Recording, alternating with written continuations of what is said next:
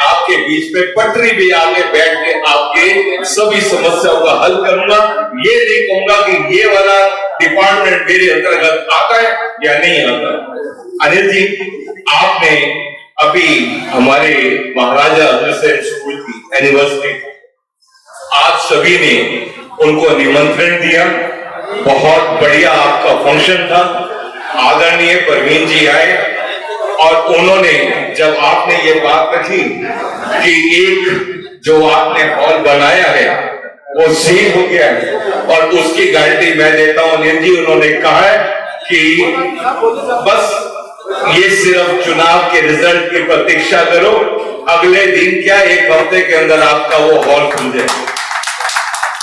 तो ये हमारा सौभाग्य है कि हमें इस तरीके से हमारा सांसद हमारे बीच में अपने क्षेत्र में आया है और हम लोग बड़ी बहुत तेजी से हम तरक्की करें।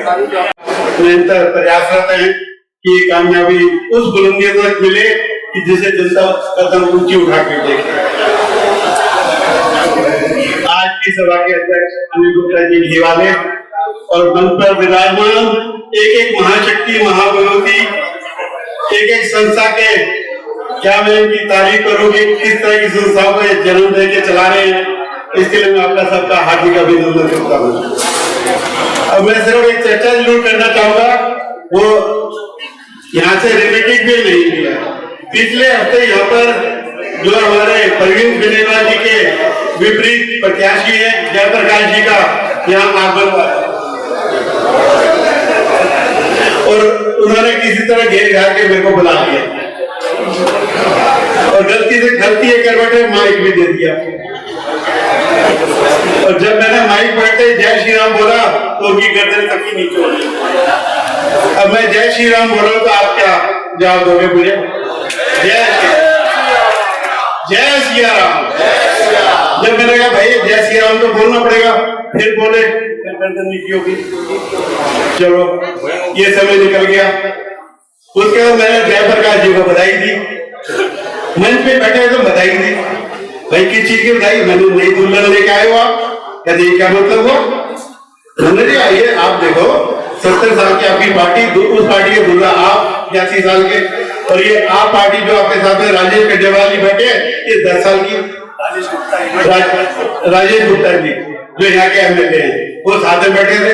मैंने कहते नहीं हमने तो अलायंस किया है। मैंने अलायंस नहीं अलायंस बोलो। कहते वही ठीक है, बस वही किया है, वो समझ लो गठजोड़ किया है। मैंने गठजोड़ नहीं किया, आपने एक दूसरी पीठ खुजाने का साधन खोजा। तो दोनों की खुजा हो रही थी, उधर तू मेरी पीठ खुजा, मैं तेरी खुजाऊंगा। माननीय पदाधिकारी और अशोक बिहार के सभी तो यहाँ तक नजर जा रहे सभी अशोक बिहार के सभी को मेरी तरफ से प्रणाम। आप सबको पता है कि चुनावी माहौल चल रहा है और सभी एक बैठक आज चुनाव की रस्मी हो रही है। आप सबसे बस हाथ जोड़ के यही निवेदन है कि 25 तारीख को आप सब मतदान करें और प्लीज दिल्ली से बाहर ना जाए। एक छोटी सी बात कहना चाहूंगी कि आप सबने अभी 2-3 दिन के अंदर न्यूज में देखा होगा, स्वाति मालीवाल जो महिला आयोग की अध्यक्ष रही है और राज्यसभा सांसद भी रही है, उन्हीं पार्टी की कार्यकर्ता है। और हमारे देश के लिए इतने दुर्भाग्य की बात है कि मतलब वो जहाँ महिला सशक्तिकरण की बात करते हैं और वहीं उसी महिला के साथ अत्याचार हो रहा है, तो हमारी दिल्ली की महिला कितनी सुरक्षित है ये आप लोग सोच सकते हो। क्योंकि कहते हैं कि मुख्यमंत्री के निवास स्थान पर ऐसी शर्मनाक हरकत हुई है, उनके पीए ने महिला आयोग के साथ ऐसी उनकी पिटाई करी गई है, तो हमारे दिल्ली की महिला कितनी सुरक्षित हो सकती है मुझे नहीं पता। तो ऐसे मुख्यमंत्री के बारे में आपको सोचना चाहिए कि मतलब अपनी राजनीति के लिए जिनको वो गालियां दिया करते थे, जिनको वो भ्रष्टाचारी बोला करते थे, चुनावी माहौल में उन्होंने आपसी दोस्ती कर ली है। जो हमारे देश के माननीय प्रधानमंत्री जी हैं उनके ना तो आगे कुछ है ना पीछे कुछ है, जो कुछ है वो हम लोग हैं, हमारे बच्चे हैं। क्योंकि आप लोग सब जोड़ते हो सुबह से शाम तक, जो इतनी मेहनत करते हो अपने बच्चों के लिए संपत्ति इकट्ठी कर रहे हो, सारे कारोबार कर रहे हो, अपने लिए कर रहे तो प्रधानमंत्री जी के लिए तो कोई बच्चा है ही नहीं, हम ही बच्चे हैं उनके, पूरे देशवासी उनके बच्चे हैं। तो प्लीज आप लोग अपनी बात ये चीज ध्यान में रखें और आप लोग दिल्ली से बाहर ना जाए, क्योंकि हमारे अशोक विहार को वैसे धर्म नगरी भी कहा जाता है, क्योंकि यहाँ पे सारे धर्मात्मा हैं, सब बड़ी बड़ी संस्थाओं से जुड़े हुए हैं। अभी जैसे तो स्कूल की छुट्टी हो चुकी है, अब सब बस लगाएंगे अपनी, आज जब हरिद्वार चलते हैं बहुत गर्मी है, आज खाटू श्याम जी चलते हैं, दर्शन करके आते हैं। प्लीज 25 तारीख को सारे भगवान सारे तीर्थ स्थान यही अशोक विहार में ही रहेंगे, तो प्लीज आप लोग दिल्ली से बाहर ना जाएं। और ये चुनाव है जो, ये कोई आलू प्याज सिलेंडर का चुनाव नहीं है, ये हमारे राष्ट्र हित के लिए चुनाव है, हमारे सनातन धर्म का चुनाव है। तो प्लीज अब की बात पता तो सभी को है, क्योंकि अपने बच्चों के उज्जवल भविष्य के लिए हमें अब की बार नरेंद्र मोदी जी को वोट करनी चाहिए। और मैं तो आप सब में उम्र में बहुत छोटी हुई, जितने भी मेरे केंद्रीय वरिष्ठ नागरिक बैठे हैं उन्होंने ही मुझे चुनाव लड़ाया है, क्योंकि मेरा तो चुनाव से दूर दूर तक कोई वास्ता नहीं है। आप सबको पता है कि आप लोगों ने जहाँ बोला वहाँ खड़ी हो गई, जो आप लोगों ने कहा वो मैंने कर दिया, क्योंकि आप जितने भी यहाँ बैठे हो मेरी शक्ति हो, क्योंकि आपके बगैर मैं अधूरी हूँ। और जो मान और सम्मान आपने मुझे और मेरे परिवार को दिया है, मुझे उम्मीद है कि यही सम्मान और प्यार आप लोग हमारे जो भाजपा के प्रत्याशी हैं श्री परवीन खंडेलवाल जी, उनको भी यही आशीर्वाद दोगे, क्योंकि मैं किसी धर्म नगरी में रहती हूँ, किसी की बेटी हूँ तो किसी की बहू हूँ, और कोई बड़ी बहन मानता है। तो आप सबके आश्वासन पे ही मैंने परवीन जी को बोला कि भाई साहब वजीरपुर विधानसभा से आपको सबसे बहुमूल्य चेहरों की अपने आप में एक हिस्सा है। ऐसे लोग आज इंटरनेशनल दर्शन के माध्यम से आयोजित की गई सभा में आप लोग उपस्थित हैं, आप सब लोगों का बहुत बहुत अभिनंदन करते हैं और आपसे यही प्रार्थना करने के लिए कि आगामी 25 तारीख को जो होने वाला चुनाव देश में चल रहा है, भारत में मजबूत सरकार बनाने के लिए, और एक जो हम लोग कहते थे पुराने समय के अंदर, जब तक ये मजबूत सरकार जब बनेगी भी जो आपने देखा 300 रुपए करके जब ये सरकार बनी तो कितने महत्वपूर्ण निर्णय सरकार ने लिए, जिससे कि हमारे भारतवर्ष का नाम अच्छा हो रहा है। और क्या ये हमारे यशस्वी प्रधानमंत्री ने निर्णय दिया कि इस बार 400 बार, जिससे कि जो और समस्या है जिनको हम पूरा नहीं कर पा रहे, तो पक्षी दल बीच में रोड़ा दिखाते हैं, की बात करते हैं, हम लोग कभी भी मुस्लिम धर्म के विरोधी नहीं रहे, लेकिन देश में रहना है, कहते हैं देश में रहना है, हम सबको मिलजुल कर रहेंगे। प्रधानमंत्री की जितनी योजनाएं हैं वो हर व्यक्ति के लिए, किसी एक विशेष धर्म के लिए नहीं है, लेकिन जो मेरा कहना यह है कि जो व्यक्ति यहाँ रहता है सबसे पहले हिंदुस्तान के विषय में बोलना पड़ेगा। अभी जिक्र कर रहे थे हमारे भाई जी नीलो की, ये काम अग्रवाल समाज के द्वारा ही किया जा सकता है। मुझे बड़ा खुशी होती है, गर्व होता है कि मैं अग्रवाल समाज में पैदा हुआ, जिसके कारण आज देश ने विदेशों में भी अग्रवाल समाज का नाम रोशन हुआ है। अभी बात की करीबन 8 फुट पानी कोई सरकारी सहायता नहीं, तो हमने आप लोगों के माध्यम से उसको किया। ये सब लोग आप विधानदाताओं के माध्यम से ही होता है कि स्तर पर नहीं तो आ ही रहे हैं। हमने अपना समर्थन अवश्य देंगे। पीछे चर्चा हो रही थी अग्रवालों को वोट बनाया जाएगा तो अग्रवाल, हमने भी काम करने वाला जो भी व्यक्ति है जो समाज को जोड़ता है, व्यापारियों को जोड़ता है, अग्रवाल समाज में अधिकतर लोग व्यापारी हैं, व्यापारियों को एक ही बात तो करेगा, हम उसको अपना समर्थन प्रदान करेंगे, क्योंकि पूर्व में भी हमने देखा है कि भाई परवीन खंडेलवाल हमेशा व्यापारियों के हित में लड़ाई लड़ता रहे हैं। तो इसलिए हमारा निश्चय होना चाहिए कि परवीन जी को समर्थन प्रदान करें।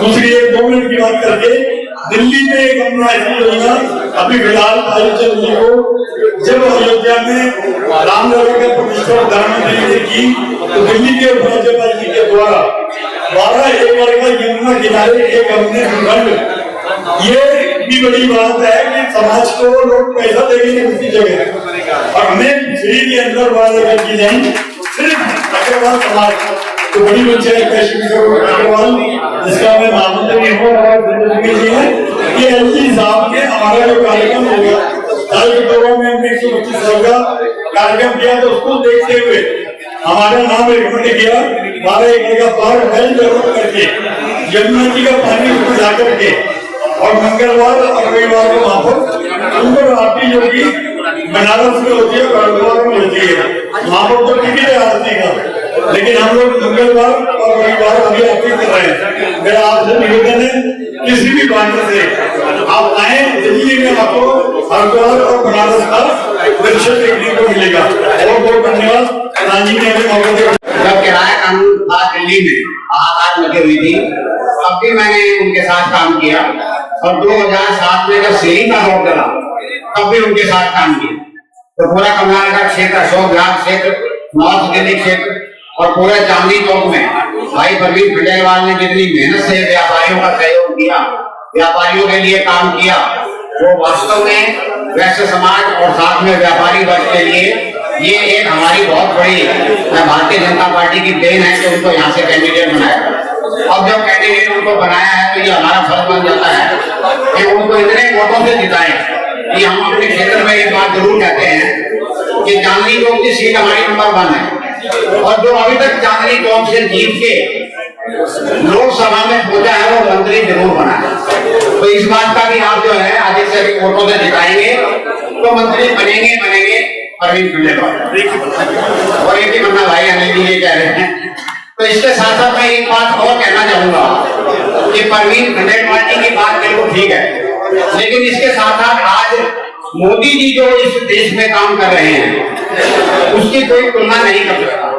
हर मंच पे हम एक बात जरूर ये कहते हैं कि हमारा ये परम सौभाग्य है कि मोदी जी के समय में हम दिल्ली में और भाजपा के कार्यकर्ता के नाते, यहाँ के निवासी होने के नाते यहाँ बढ़ चढ़ के भारतीय जनता पार्टी के पक्ष में हम काम कर रहे हैं। ये हमारा परम सौभाग्य है।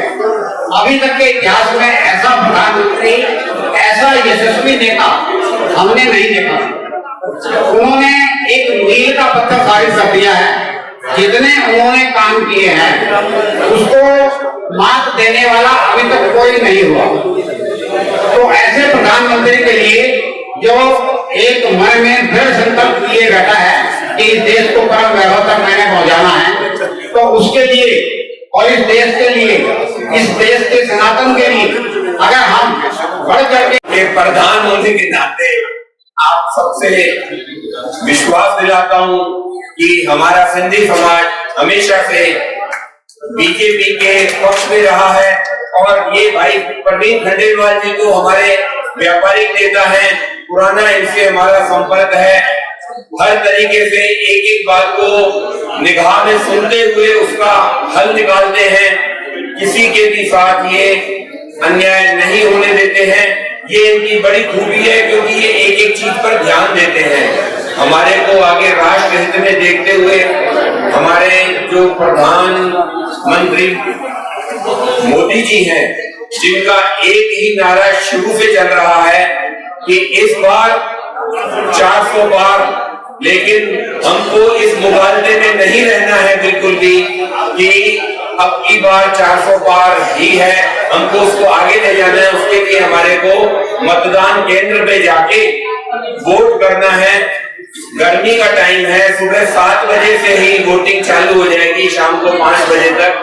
तो कोशिश करके सुबह सुबह ही अपना वोट दे के आए और राष्ट्र हित में अपना सहयोग देने। मैं भाई श्याम जाजू जी का बहुत बहुत धन्यवाद करता हूं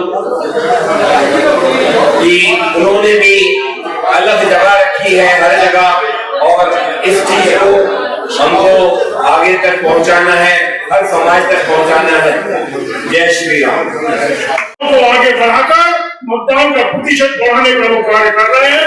2 दिन पहले राय बरेली भी उन्होंने मुझे भेजा था, मैं गया। याद आता है 2013 का वो दिन व्यापार प्रकोष्ठ के राष्ट्रीय सह संयोजक के नाते मैं हरियाणा की एक राष्ट्रीय कार्यकारिणी में मौजूद था। मोदी जी ने एक ही बात कही, उस समय वो मुख्यमंत्री के नाते आए थे। ये माना कि अंधेरा घना है पर दिया जलाना कहाँ माना, और दिया जल गया। 2014 में मोदी जी ने देश को सम्मान दिलाया, वो जीते, दुनिया में विश्वसनीयता बढ़ी, प्रतिष्ठा बढ़ी, सारी दुनिया में आज भारत का डंका है।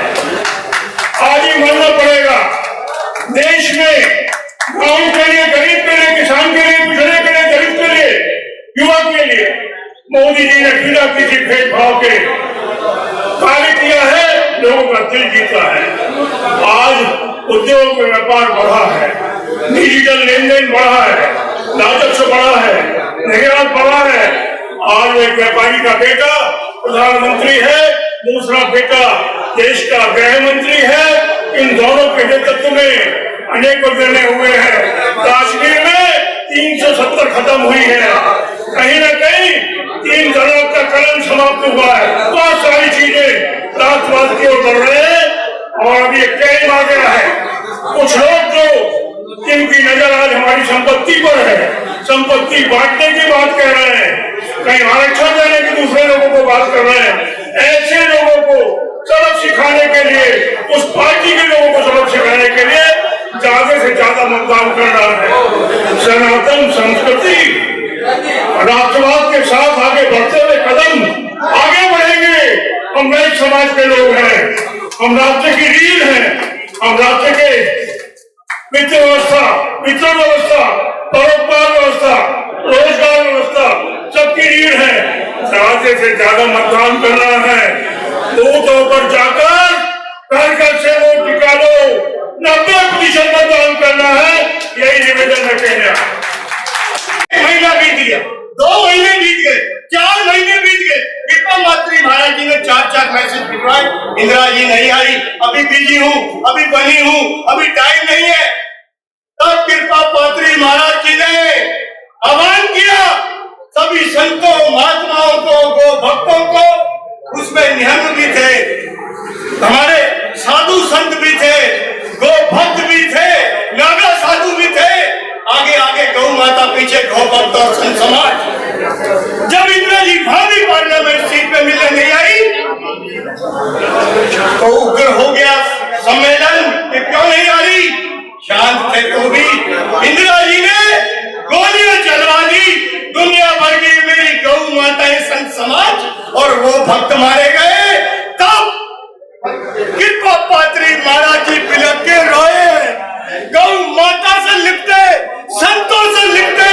तब कहा इंदिरा तेरा शरीर गोलियों से चल नहीं होगा, ये संतों की बद्दुआएं हैं, गौ माता की बद्दुआएं हैं, और जहां मेरा ये श्राप है, तेरा खानदान खत्म हो जाएगा, वंश विहीन हो जाएगी, और सुन तेरी कांग्रेस का सत्यानाश हो जाएगा, हिंदुस्तान से कांग्रेस खत्म हो जाएगी। ये कृपा पात्री जी के महाराज है, पढ़ लेना नव भारत। दोस्तों, इंदिरा गांधी का शरीर चलनी हुआ, दिन कौन सा था? गोपाष्टमी थी। संजय गांधी का हेलीकॉप्टर क्रैश हुआ, दिन कौन सा था? गोपाष्टमी थी। राजीव गांधी बम से ब्लास्ट में मारा गया, दिन कौन सा था? गोपाष्टमी थी। दोस्तों, कृपा पात्री महाराज जी का आशीर्वाद है मेरे नरेंद्र मोदी को, जिसने हिंदुस्तान को विश्व गुरु बना दिया। जिस भूखे नंगे देश बोलते थे उसको स्वावलंबी बना दिया। आज पूरी दुनिया को हम दान दे रहे हैं, दवाई दे रहे हैं, कोरोना की दवाइयां बांटी है, कितना क्या क्या बांट दिया। मेरे गरीब भाइयों के 52 करोड़ खाते खुलवा दिए, खातों में पैसा जाता है। एक ही देश का प्रधानमंत्री बोलता था, इसी देश का राजीव गांधी, हम 100 रुपए भिजवाते हैं, 15 रुपए नीचे जाते हैं। आज 100% का 100% आपके अकाउंट में जाता है। मैं मानता हूँ आपके अकाउंट नहीं होंगे, आपको देने वाले हैं, अग्रसेन समाज तो देता है, लेकिन आज 52 करोड़ खातों में पैसा आता है। साहब दोस्तों, एक और घटना आपको सुना के बाद समाप्त करूंगा। अभी वर्तमान की घटना है, रशिया यूक्रेन का युद्ध हुआ, 30,000 छात्र कौन लाएगा? आह्वान किया मोदी जी बचाओ हमारे बच्चों को। मोदी जी ने आह्वान किया युद्ध रोक दीजिए, युद्ध रुक गया। 30,000 बच्चे आएंगे तो पहचानेंगे कैसे? ठीक है, हम सब बच्चों को तिरंगा देंगे, हाथ में तिरंगा लेते हुए भारत माँ की जय कहते हुए बॉर्डर पार करने लगे, सैनिक उनको पानी और बिस्कुट देने लगे। ये मेरी भारत माँ का सम्मान। लेकिन एक चीज देखिए, देखिए उधर कोने में पाकिस्तानी बच्चे खड़े तिल मिलाने साथ। हमारा क्या होगा? हमारी कोई सुनेगा नहीं। हिंदुस्तान को गालियां देते, भारत तेरे टुकड़े हो गए इंशाअल्लाह इंशाअल्लाह। वो क्या करे? देवा समझदार अनिल जी जैसे, पवन जी जैसे, वो भी गए झुंड में 5-7 झंडे लेके आए, पाकिस्तानियों को पकड़ा दिए। पाकिस्तानी भी भारत माँ की जय बोलते हुए बॉर्डर पार चले गए। ये मेरे देश का जलवा था, ये मेरे मोदी का जलवा। मेरा निवेदन आपके चरणों में, 25 तारीख को आप तो वोट देंगे ही देंगे, लेकिन देश के लिए, राष्ट्र के लिए, मेरे महान राम जी के लिए, विश्व गुरु भारत के लिए आप हम वोट डालेंगे। सबसे पहले वोट डालेंगे, अपनी तो आप डालेंगे ही डालेंगे, पड़ोसियों की भी डलवाएंगे। मेरा इतना ही आपके चरणों में धन्यवाद। प्रशासन का काम भी अवश्य हमें अपने बच्चों को आगे बढ़ाना चाहिए, क्योंकि जब तक प्रशासन में मजबूती नहीं होगी तब तक हमारी बातें सुनी नहीं जाएंगी। उन बातों को, उन नीतियों को जो हम चाहते हैं कि मानी जाए, अपनाई जाए, उनको करने के लिए समाज के बच्चों को आगे बढ़ाना, स्वयं बढ़ना बहुत जरूरी है। पहले कहते थे कि जो बनिए लोग हैं ना, कि माइक पे नहीं बोल सकते। राम कुमार जी आज माइक पकड़ा के देखो, अनिल जी क्या धड़ाधड़ बोल रहे हैं, माइक छोड़ते नहीं अभी, क्योंकि इतना अच्छा बोलना आ गया।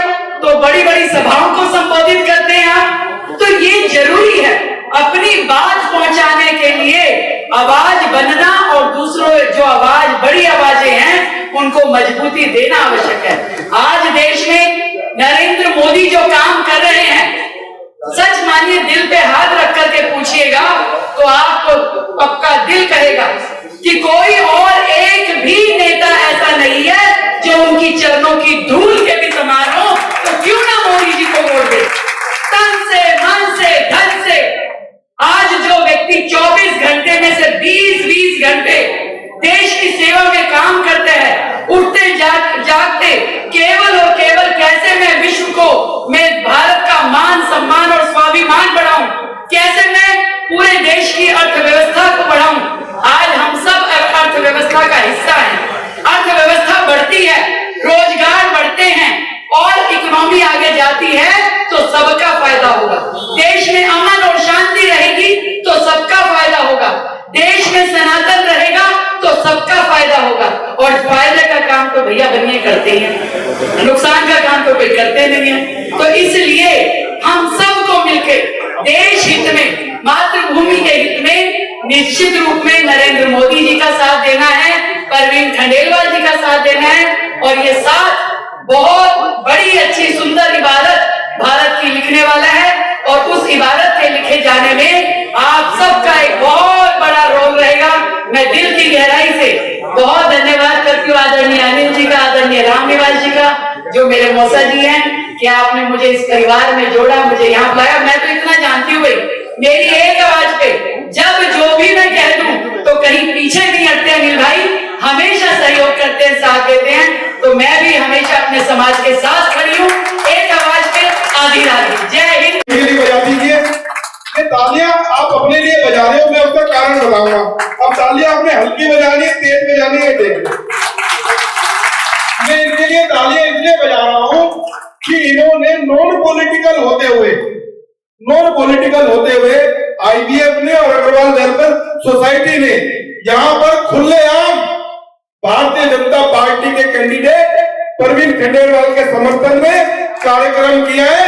इस बात के लिए हम भारतीय जनता पार्टी के सारे कार्यकर्ता परवीन खंडेलवाल जी की तरफ से अपने वैश्य समाज का हार्दिक अभिनंदन करते हैं, क्योंकि मुझे पता है परवीन जी, यहाँ पर अभी कुछ दिन पहले कांग्रेस के कैंडिडेट की भी सभा हुई थी, उसके अंदर वैश्य समाज के नाम पर चंद लोग यहाँ उपस्थित थे, बाकी उन्होंने इधर से उधर, उधर से इधर यहाँ पर एकत्रित किए, क्योंकि अग्रवाल समाज ने अशोक विहार के उनका कंप्लीटली बहिष्कार किया और उसकी मीटिंग में आने से इनकार किया। इसलिए मैं आज इस संस्था का अपनी भारतीय जनता पार्टी की तरफ से अभिनंदन करता हूं। मंच के ऊपर बड़े बड़े नेता विराजमान है, मैं कोई भाषण नहीं दूंगा। मैं दो बात कहना चाहता हूं, दो बात में केवल ये बताना चाहता हूं। आप आदर वाली जो पीएम मोदी कल दिल्ली में आए थे, आपने से किस किसने वो रैली देखी, वो हाथ खड़ा करो। आपने वहां पर क्या चीज को नोट किया, कोई चीज स्पेशल नोट करी आपने?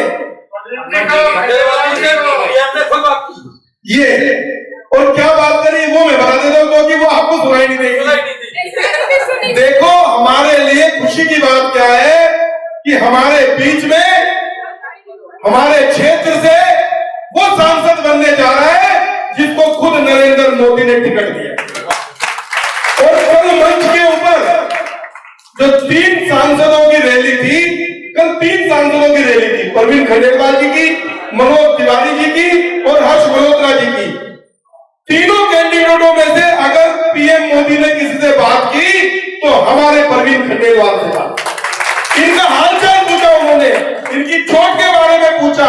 और दोस्तों मैं आपके सामने, पूरा अग्रवाल समाज बैठा है, मैं इसके बीच में बताना चाहता हूं, मेरे समेत इस मंच पर कई लोग थे जो लोकसभा की टिकट मांग रहे थे, कई लोग थे लोकसभा की टिकट मांग रहे थे, मैं भी टिकट मांग रहा था, लेकिन हम टिकट मांगते रह गए, ये टिकट लेके आ गए।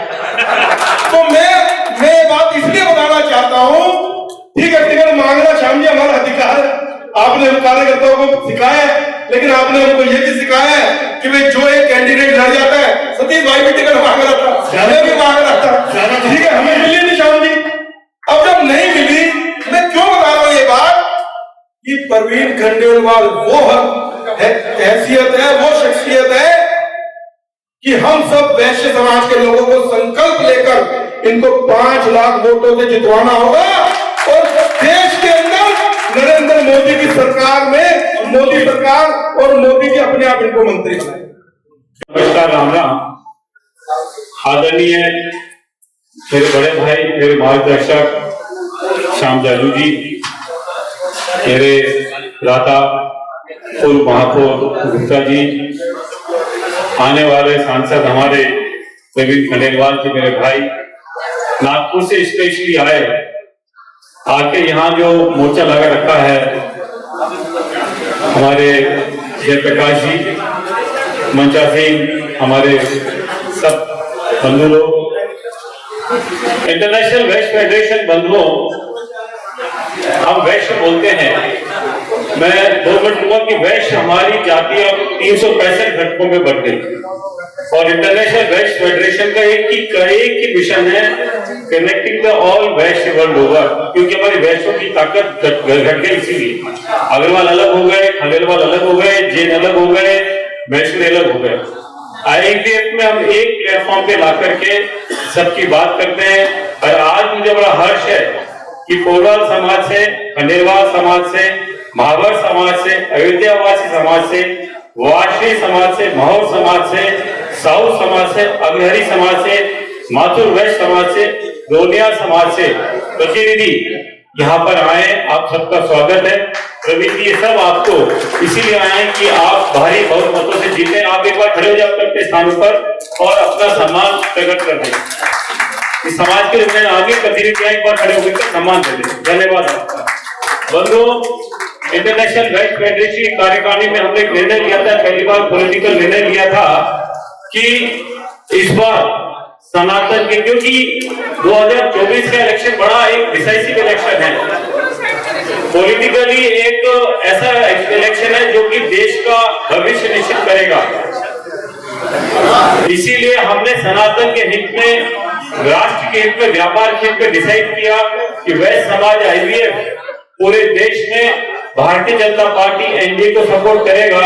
उसी के तहत हमने हर जिला, हर लोकसभा कॉन्स्टिट्यूंसी में प्रभारी नियुक्त किए, जो कि वहां के कैंडिडेट से मिलकर के वैश्य समाज के लोगों को जोड़ करके बीजेपी के लिए वोट डलाए। मैं ये दूसरा मैं कहना चाहता हूं, मैं आपसे पूछना चाहता हूं, एक बार जोर से जरा राम जी के कितने भक्त हैं जरा बताए। जय श्री राम, जय श्री राम। रामलला के जो मंदिर बना उसको लेके 500 साल बाद टाट से ठाट में, उसके लिए आप लोग सहमत हैं? अब आप बताइए, कोई पार्टी ये कहती है कि हम स्पेशल कमीशन बना करके सुप्रीम कोर्ट के डिसीजन को रिवर्स कर देंगे, ऐसे पार्टी को आप वोट देंगे? जरा जोर से बोलें। प्रवीण जी को भरोसा दिलाते कि रामलला के साथ हम उसी के साथ में हैं, सनातन के साथ में हैं हम। राष्ट्र हित की हम बात करते हैं। साउथ के अंदर लोग बोलते हैं साउथ को अलग कर दो, टिकट उनको मिलता है जो नारा लगाते हैं भारत करे टुकड़े हो। ऐसे लोगों की पार्टी को क्या आप सपोर्ट करेंगे? ठीक है बंधुओं, अब इतना कहना चाहता हूं कि जब अगर हम राष्ट्र हित में, वैश्य समाज हमारा हमेशा राष्ट्र हित में और धर्म के हित में रहा है। मैं 2 एग्जाम्पल छोटे दूंगा। राष्ट्र हित के अंदर हमारे भामाशाह जी ने अपना खजाना खोल करके महाराणा प्रताप को दिया था कि मुगलों से लड़ो, और सनातन के हित में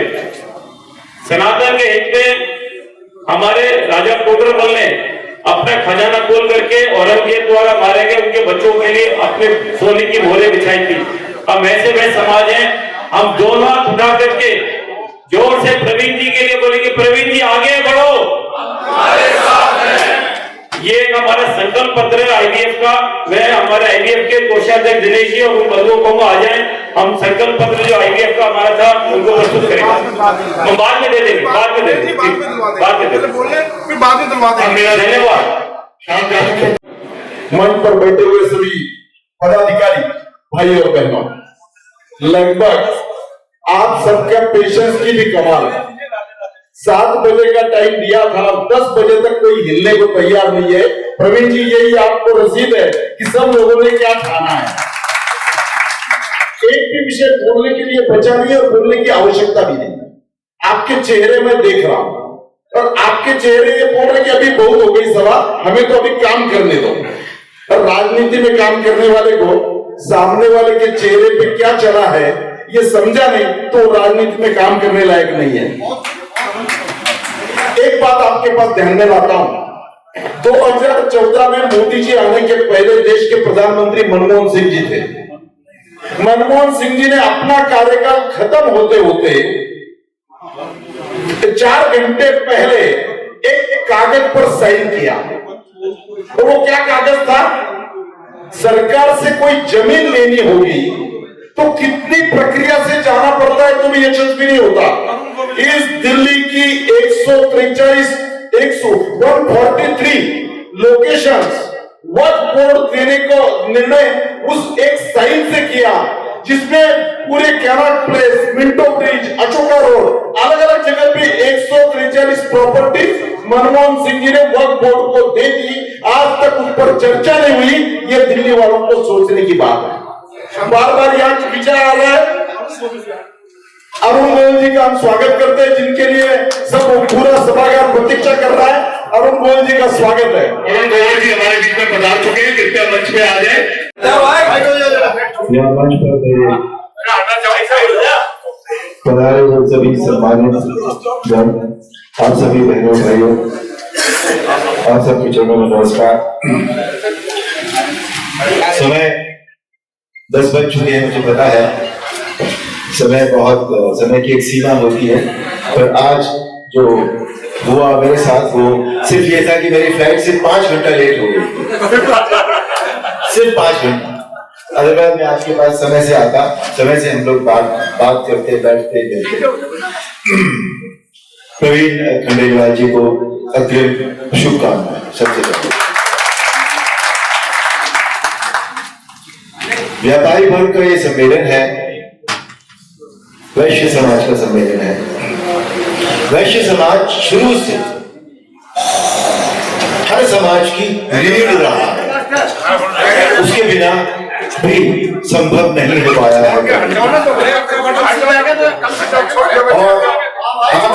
और एक ऐसा व्यक्ति आज भी हमारे प्रवीण खंडेलवाल जी जो भाजपा प्रत्याशी हैं हमारे चांदनी चौक सीट से।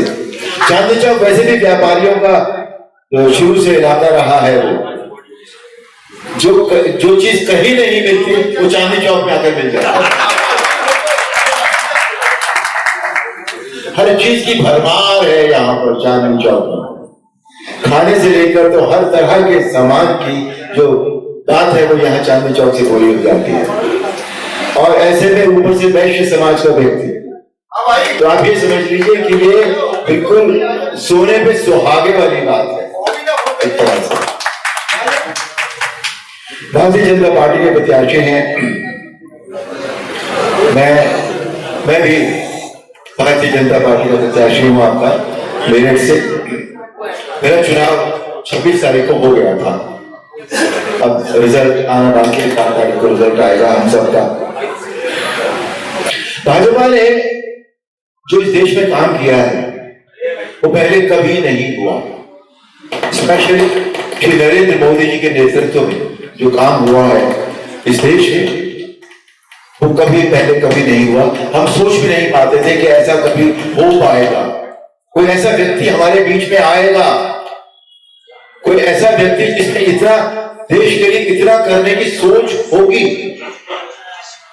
उनकी सोच इस तरह की है जैसे कि समय कम है, काम बहुत ज्यादा है, और ये सच है कि उनके काम की रफ्तार जो है वो अपने आप में अभूतपूर्व है। ऐसी पहले कभी न देखी गई, न सुनी गई, और न कभी हमें महसूस हुई। तो आज उन्होंने जो देश के लिए काम किया है, जो देश के लिए उन्होंने अपनी सोच रखी है, हमारा भी अपना कर्तव्य बनता है कि हम भी तो अपने देश के लिए कुछ करें। और मैं कहता हूं देश के लिए तो हम करें ही करें, हम अपनी कॉन्स्टिट्यूएंसी के लिए करें। ये मैं प्रवीण जी से कह रहा हूं, हम अपनी कॉन्स्टिट्यूएंसी के लिए तो करें। कहते हैं चैरिटी बिगिंस एट होम, सब कुछ हमारे घर से शुरू होता है। अगर हम अपने घर को नहीं बना सकते तो हम कुछ नहीं बना सकते, ये याद रखिएगा। और एक सांसद के लिए घर होता है उसकी कॉन्स्टिट्यूएंसी, उसके अपने लोग, तो वो बनाना है, उसके लिए सोच रखनी है। तो ये जो दो कॉम्बिनेशन है चांदनी चौक का और वैश्य समाज के व्यक्ति का, प्रवीण जी का, ये अपने आप में अभूतपूर्व कॉम्बिनेशन है। और जब हमें इस तरह का एक कॉम्बिनेशन मिलता है तो हम सबका जो भी वोटर्स होते हैं, मैं भी कहीं का वोटर हूं, मेरा कल वोटिंग है, मैं कल वोट डालूंगा, लेकिन आप सबका वोटिंग यहाँ 25 तारीख तक। तो वोट, देखिए पहली बात तो है कि वोट के लिए मैं कभी नहीं कहता कि आप इस पार्टी को वोट डाल दीजिए या इस व्यक्ति को वोट डाल दीजिए। वोट इंसान अपनी समझ से डालता है, ये बात पक्की है, मान लीजिए इस बात को। लेकिन हम अपना विचार तो बता सकते हैं कि हमारे हिसाब से क्या सही है और क्या गलत है। ये तो अधिकार हमारा है, ये स्वतंत्रता भी हमारी है, हम एक स्वतंत्र देश के स्वतंत्र नागरिक हैं। तो इसलिए मैं आपको बता रहा हूं कि भारतीय जनता पार्टी के शीर्ष नेतृत्व ने और सभी नेताओं ने जो काम किए हैं इस देश में श्री नरेंद्र मोदी के अगुवाई में, वो अपने आप में इतने हैं और इतने ज्यादा है और इतने बड़े हैं, और अभी इतने और बाकी हैं इस 5 सालों में। इस 5 साल में जो होने वाला है वो शायद हम सोच भी नहीं पाएंगे, हमें बताया नहीं गया है, वो उसके अनाउंसमेंट भी नहीं किए गए हैं कहीं। लेकिन जिस तरह से रोड मैप्स बने हैं, पहले 100 दिन का रोड मैप था श्री नरेंद्र मोदी के नेतृत्व में, अब 125 दिन का रोड मैप है ऑलरेडी। तो कुछ तो सोचकर बनाया होगा उन्होंने। तो इन 5 सालों में जो होने वाला है उनके लिए हमें उनके हाथ मजबूत करना बहुत जरूरी है। हर एक वोट काउंट करता है, सीट तो काउंट करती ही है, हर व्यक्ति का हर वोट, एक वोट काउंट करता है। एक वोट के ऐसे से उदाहरण है इतिहास में कि एक वोट से क्या क्या हुआ, क्या क्या नहीं होगा। तो इसलिए पहली बात तो है कि हम सबको वोट जरूर डालना है। वोट उसे छुट्टी ना बनाइएगा बस। महिलाओं से मेरा आग्रह है, न तो आप नाश्ता कीजिएगा ना अपने पतियों को नाश्ता दीजिएगा। बोले वोट डाल के आओ पहले, उसके बाद नाश्ता मिलेगा, तो वोट बढ़ जाएगी। तो वरना होता क्या है कि जो एलिट लोग हैं या हाई मिडिल क्लास लोग हैं, जो जिस तबके से आप सब हैं, वो नॉर्मली छुट्टी मना लेते हैं। अरे यार बहुत दिन बाद छुट्टी मिली है, आज नहीं जाएंगे काम पर, आज काम नहीं करेंगे, चलो पिकनिक मनाने चलते हैं। दोस्तों को 2-4 दोस्तों को फोन किया, पिकनिक मनाने चलेंगे। नहीं, प्लीज मत कीजिएगा। देश है तो हम हैं, ध्यान रखिएगा। और नरेंद्र मोदी हैं तो हम हैं, भाजपा है तो हम हैं। उसको करने के लिए हमारा जो कर्तव्य है, जो हमारी सोच है, वो हमें निभानी पड़ेगी। हम अपने बच्चों के लिए भी तो कुछ करते हैं, हम अपनी पत्नी के लिए कितना कुछ करते हैं, पत्नियां अपने पतियों के लिए कितना कुछ करती हैं, हम अपने घर परिवार के लिए कितना कुछ करते हैं, अपनी इज्जत के लिए कितना कुछ करते हैं। देश की इज्जत के लिए नहीं करेंगे क्या? हमें इतना करना होगा, हमें तब हमारी इज्जत होगी। और आज ये सिद्ध हो चुका है। आज जब हमारा पासपोर्ट बाहर के देशों में दिखता है तो अब कोई नहीं उसको 4 बार पलट के देखता कि नकली पासपोर्ट तो नहीं आ गया है। अब उस पासपोर्ट की इज्जत होती है। वो इज्जत हुई है श्री नरेंद्र मोदी जी की वजह से कि आज हमें इज्जत मिलती है। वहां पहले 10 चीजें पूछी जाती थी हमसे, 10 आईडीज मांगी जाती थी। अरे आपके पास ये नहीं, ये क्रेडिट कार्ड करेगा। आज नहीं होता ऐसा। आज हमारा पासपोर्ट अपने आप में बहुत बड़ा है। तो वो जिस व्यक्ति ने किया है, उस व्यक्ति ने जिस पार्टी में रहकर वो किया है, हमें उस सब का ध्यान, क्योंकि हमारे पास रिकॉर्ड है, ये इतिहास है पिछले 10 सालों का। और अगले 5 साल इस देश के लिए बहुत जरूरी है। इसलिए 25 तारीख को आप वोट जरूर डालेंगे। और मेरे पास कोई दूसरा विकल्प नहीं है भारतीय जनता पार्टी के सिवाय। अब हमने दिन रात हम जो हमारा पोजीशन है उसके बयान हम पढ़ रहे हैं दिन रात। आज एक बयान आया था, सीबीआई बंद कर देंगे, सीबीआई को हटा देंगे, ईडी को भी हटा देंगे। भैया तो क्या लेगा, 370 भी वापस कर देंगे, जैसा पहले था वैसे कर देंगे। देश कहां जाएगा? अगर इसमें से एक भी काम हो उन्होंने कर दिया, वो इस कर पाए जो वो नहीं कर पाएंगे, क्योंकि अब इस देश में वो नहीं होगा जो पहले होता रहा है इतने सालों तक। हम जागे हुए हैं अब, क्योंकि हमारा नेता जागा हुआ है, तो इसलिए वो काम नहीं होंगे। लेकिन आप ये सोचिए कि वो क्या क्या सोच सकते हैं। उनकी इस सोच को भी हमें खत्म कर देना है, जड़ से काट देना है, बिल्कुल खत्म कर देना है। तब हम ये कह सकते हैं कि हाँ, हम अपने आने वाले बच्चों के लिए, अपने समाज के लिए, अपने भविष्य के लिए हम कुछ कर पाएंगे। ये नेता ऐसे बार बार नहीं आते, आज तक नहीं आया था ना, पिछले 10 साल से है, अगले 5 साल और भी रहेगा। तो ये समय है हमारे लिए कि हम अपने देश के लिए कुछ कर सकें। देश का मतलब है हम अपने लिए कुछ कर सकें, अपने समाज के लिए कुछ कर सकें, अपने बच्चों के लिए कुछ कर सकें, अपने नौजवानों के लिए कुछ कर सकें, महिलाओं के लिए कुछ कर सकें।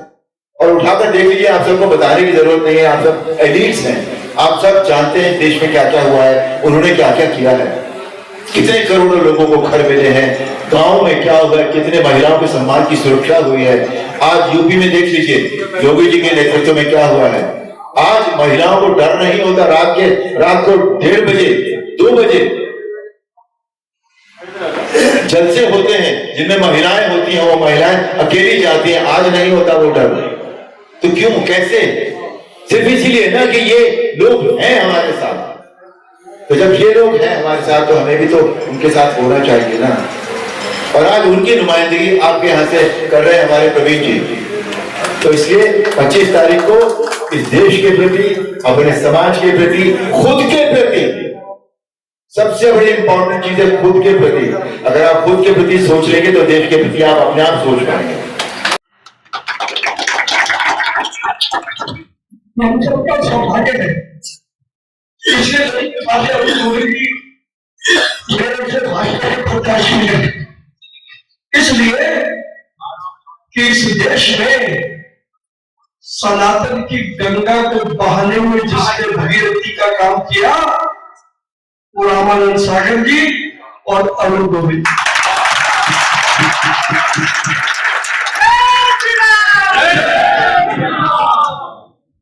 कितनी बार उनका सीधे देखे,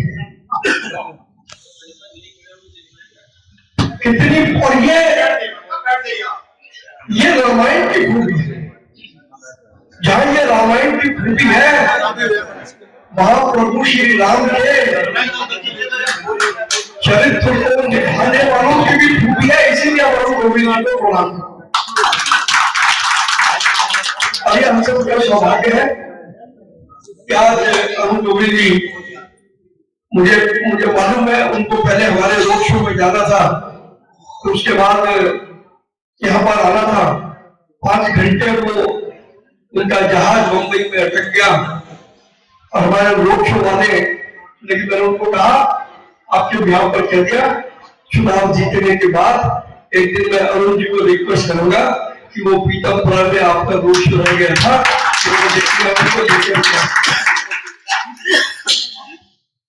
मुझे मालूम है कि समय खत्म हो गया है, कार्रवाई हो सकती है, जल्दी अपनी बात समाप्त कर। सबसे पहले मैं अनिल जी कहाँ चले गए? 4 घंटे से यही हूँ। अनिल जी ने मुझे एक काम सौंपा और मैंने ये कहा था कि मैं उस काम को कर। अनिल जी, मैंने कमिश्नर से बात की, कमिश्नर ने एक ही रिक्वेस्ट करी, भाई साहब ये मॉडल कोड ऑफ कंडक्ट जरा निकल जाना चाहिए। मैं आपको भरोसा देता हूँ, चुनाव जीतने के बाद पहले 5 कामों में एक काम आपके स्कूल का होगा और वो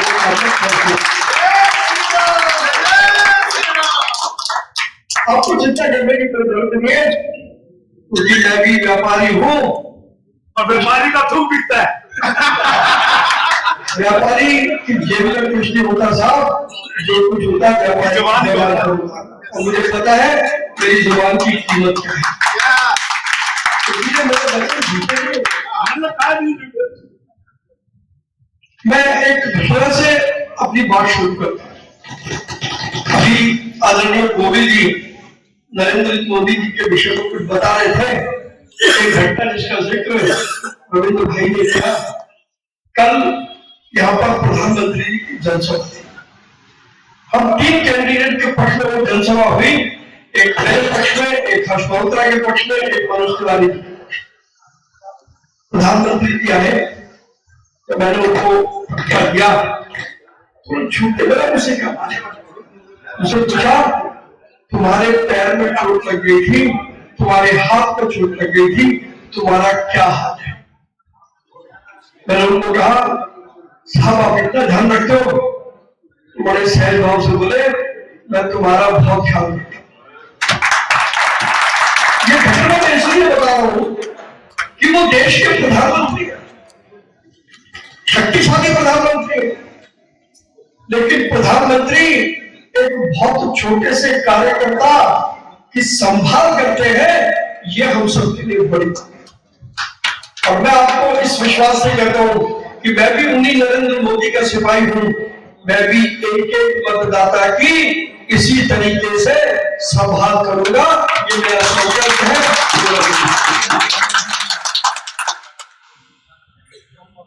प्रधानमंत्री अभी अरुण गोविंद जी बता रहे थे, प्रधानमंत्री जी ने एक नारा दिया, अब की बार 400। हम सब लोगों ने सोचा कि ये कोई स्लोगन है, ये कोई स्लोगन नहीं है मित्रों, ये प्रधानमंत्री नरेंद्र मोदी का एक संदेश है। आने वाले 5 वर्षों में वो देश के लिए कुछ इतना बड़ा करना चाहते हैं जिसके लिए उन्हें संसद में 2/3 बहुमत की जरूरत है। और 2/3 बहुमत का मतलब है 460 सीटें आती है तो 2/3 बहुमत होता है। और हम सब जानते हैं नरेंद्र मोदी जी आने वाले 5 वर्षों में सनातन के लिए, हिंदू धर्म के लिए, हमारी गौ की रक्षा के लिए बहुत कुछ करना चाहते हैं। तो इसीलिए ये 25 मई का तो चुनाव है, ये कोई साधारण चुनाव नहीं, ये चुनाव हमारे अस्तित्व को बचाने का चुनाव है। ये चुनाव इस बात को तय करेगा कि देश किसके पीछे चलेगा। एक वो आदमी जिसने 10 साल एक भी छुट्टी लिए बिना अपने जीवन को खपा दिया, तपा दिया हमारी मातृभूमि के लिए, हमारे देश के लिए, या उन टुकड़े टुकड़े गैरवालों के पीछे। इसलिए मैं आपसे निवेदन करने आया हूं, मैं आपसे आग्रह करने आया हूं, 25 मई को सबसे पहले अपने परिवार सहित अपना मतदान करें उसके बाद मेरी इस पूरी चांदनी चौक लोकसभा में जो भी आपके नातेदार, मित्र, रिश्तेदार, मिलने वाले, जुड़ने वाले, आपकी दुकान फैक्ट्री में काम करने वाले कर्मचारी, उनके मित्र, उनके रिश्तेदार एक ऐसा माहौल जगा दे कि हर व्यक्ति मतदान का प्रतिशत बढ़ा। और इस लोकसभा के अंदर बड़ी खास बात यह है कि 2.5 असेंबली ऐसी है जहां से हम निश्चित रूप से चुनाव हारेंगे। इतिहास इधर हो जाएगा, लेकिन हम 2.5 असेंबली से चुनाव हारेंगे, इसमें कोई दुआएं नहीं है। लेकिन यह भी एक सत्य है कि इसी लोकसभा में 7.5 असेंबली हमको चुनाव जितानी है, ये इतिहास। और इसीलिए यहाँ जो भारतीय जनता पार्टी का कार्यकर्ता निश्चित रूप से विजयी होगा। लेकिन अभी जिसका जिक्र रविंद्र भाई कर रहे थे, ये भी उसी एरिया के शिकार है, उसी के पीड़ित है जब इन्होंने विधानसभा का चुनाव लड़ा। और आज भी मेरे लिए उसी एरिया में जा रहे हैं। इन्होंने मुझे कहा मैं वहां से 24,000 हिंदुओं के वोट लाकर के प्रवीण भाई तुमको दूंगा, मटिया में ना। तो आज हम जो लोग हैं, हम लोगों को ये तय करना है कि क्या वो जो 80, 85 और 90% की पोलिंग करने वाले यहाँ पर राज करेंगे, या हम अपने प्रतिशत को 55, 60, 65, 70, 75 लेकर के या हम राज करें। डॉक्टर एच गुप्ता कह रहे थे कि वो जो वहां से जो हार आएगी उसको हम यहां से ऐसा उसके लिए हमें तय करना होगा, हमें संकल्प लेना होगा कि 80%, 85% मतदान हम भी करें। और वो खाली अशोक यादव के करने तो नहीं होगा सर, ये अलग आपको जगानी पड़ेगी पूरी चांदनी चौक की लोकसभा में। और मुझे इस बात का पता है यदि हम सब ने संकल्प कर दिया तो इतने लोग जो यहाँ पर बैठे हैं वो 1 लाख वोट इधर से उधर करके जीतेंगे। तो मेरा आग्रह है, अभी मैं ज्यादा कुछ नहीं बोलूंगा, क्योंकि आदरणीय अरुण गोविल जी ने बहुत स्पष्ट सारी बातें बता दी कि नरेंद्र मोदी है, एक तरफ ये है, निर्णय आपको करना है, वैसे आप निर्णय कर लीजिए। क्योंकि मेरे मित्र अशोक जी ने वो संकल्प अंतरराष्ट्रीय बेस्ट फेडरेशन का वो मुझे दे दिया, उसके लिए मैं आपका आभार मानता हूं। मैं पूरे बेस्ट समाज का भी आभार मानता हूं। मैं केवल 2 बातें कहकर के समाप्त करूंगा। अभी गोविल जी ने कहा कि ये जो कॉन्स्टिट्यूएंसी है ये हमारा घर है, ठीक। तो मैंने ये तय किया है और मैंने पब्लिकली घोषणा की है कि मेरी एक्सेसिबिलिटी, मेरी अवेलेबिलिटी, मेरी कनेक्टिविटी तो मैं मरने नहीं दूंगा, इस संवाद में जारी रखूंगा। और इसके लिए मैंने तय किया मैं मेरी कंफर्ट जोन से बाहर निकलूंगा। और सांसद बनने के बाद आपके इस क्षेत्र में, मेरा क्षेत्र बहुत बड़ा है, 30 म्युनिसिपल कॉर्पोरेशन है, रोस्टर बनेगा और प्रतिदिन मैं किसी भी एक म्युनिसिपल वार्ड में फुटपाथ के ऊपर अपनी टेबल लगा करके बैठूंगा। ये मेरा संकल्प है। ये सिर्फ इसलिए क्षेत्र का कोई भी व्यक्ति कभी भी मुझे मुझसे मिल सकता है। आज वोट मांगने आया हूं, कल काम मांगने भी मैं ही आपके पास में आऊंगा, ये विश्वास मैं आपको मेरे बच्चे काम करने की बहुत सारी योजनाएं हैं। अभी क्योंकि समय कम है इसलिए मैं आपको अभी डिटेल में नहीं बताऊंगा, क्योंकि अब तो समय वोट मैनेजमेंट का है और बूथ मैनेजमेंट। ये जो संपर्क कर रहे थे वो तो बहुत सारे संपर्क अब हो दिए। अब वोट मैनेजमेंट और बूथ मैनेजमेंट हमें इसके ऊपर काम, और हमारी पूरी टीम भारतीय जनता पार्टी के सभी कार्यकर्ता पूरी ताकत से वोट और बूथ को मैनेज करने को जुट गए। आप सबका सहयोग चाहिए, सिर्फ वोटिंग का परसेंटेज बढ़। और भी अरुण गोविल जी ने कहा कि वो चांदनी चौक की तो चाट पकौड़ी बड़ी पसंद। मैं आपको एक विश्वास देता हूं, चुनाव जीतने के बाद हर हफ्ते संसद में चांदनी चौक की चाट पकौड़ी की पार्टी। और इसी तरह मैंने ये भी कहा, मैंने वो काम कहने की हिम्मत की है जो आज तक लोगों केवल एक वैश्य कर सकता है। मैंने कहा कि मेरा चांदनी चौक बहुत कामों के लिए जाना जाता है, चाट पकौड़ी के लिए भी जाना जाता है। जब हम लोग विदेश जाते हैं, मैं बहुत सारा विदेश घूमता रहता हूँ, व्यापारियों के चक्कर में भाषण भूषण देने मुझे जाना पड़ता है। मैं अमेरिका गया, मैं यूके गया, मैं यूएस गया, मैं साउथ अफ्रीका गया, सिंगापुर गया, दुबई गया। जितने मिलने वाले वो कहते भाई साहब वो चांदनी चौक की चाट पकौड़ी लाए हो क्या? तो मेरे मित्र है हल्दीराम वाले मनोहर लाल जी और अपने भी कहने वाले काका जी तो नहीं रहे, नवरत्न है, बाकी लोग हैं, तो उन्होंने भी वो बड़े चतुर व्यापारी हैं, उन्होंने भी चाट पकौड़ी सूखी चाट पकौड़ी शुरू कर दी क्योंकि नहीं तो वहां मिल जाती है चांदनी चौक की चाट पकौड़ी का आनंद। मैंने यहाँ से ये बात तय की और बहुत सारी बातें मैंने कही है। मैं चांदनी चौक की चाट पकौड़ी को अंतरराष्ट्रीय स्तर पर लेकर के और मैं खाली बातें नहीं कर रहा, मैंने छोटेलाल, मान सिंह, एलएस, हरिराम, जितने बड़े बड़े चाट पकौड़ी बनाने वाले सबको बुला के बिठा दिया और मैंने कहा कि चुनावों में तो बहुत बड़ा व्यापार देने वाला हूं, लेकिन तुम्हें ईमानदारी से चांदनी चौक की चाट पकौड़ी के स्तर को बनाए रखना है। पूरे बरकत तो है, ऐसे बहुत सारे ऐसे नटवार वाला भी है, नरगे वाला, जमीन वाला भी है, उसके बाद वाला भी है, तो बहुत सारे। मैं ये कहना चाहता हूँ, मैं आपका दोस्त बन के काम करना चाहता हूँ, मैं आपका मित्र बन के काम करना चाहता हूँ, मैं कुछ अच्छा काम करना चाहता हूँ, मैं कुछ सच्चा काम करना चाहता हूँ और इसके लिए मुझे आपके स्नेह की, विश्वास की, सहयोग की, सबकी मुझे जरूरत है। चुनाव जीत क्या होगा, फिर आपके साथ बैठूंगा, आपके साथ चर्चा करूंगा।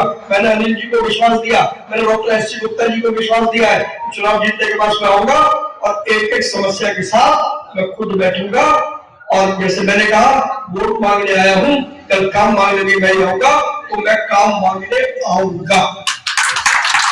मेरा पिछला 35 सालों का जो मैंने व्यापारिक क्षेत्र में काम किया इतिहास है।